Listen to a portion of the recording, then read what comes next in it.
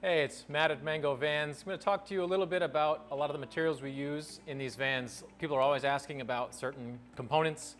For our insulation, we're using natural wool from Havelock. We're always putting sound deadening as one of the first steps. Every time we're cutting a hole here, Sikaflex is going around every penetration, super watertight, best in the business.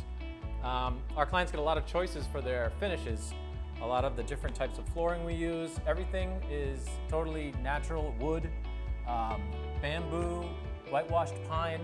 None of this stuff is from Home Depot. Even our sheet goods, our plywood comes pre-finished, not going to take in any moisture or mildew.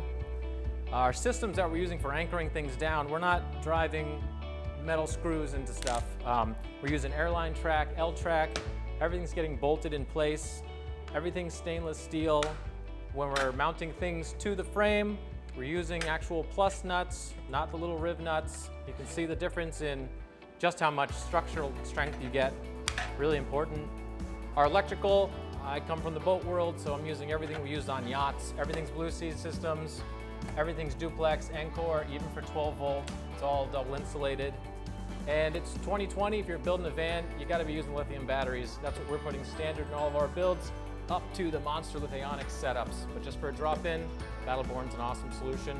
So that's just a little glimpse of lots of millions of parts that come into a van, but this is some of the stuff that's behind the scenes that we're still proud to show you what we build. So stay tuned, check out our latest build on our ProMaster. It just came out. Thanks.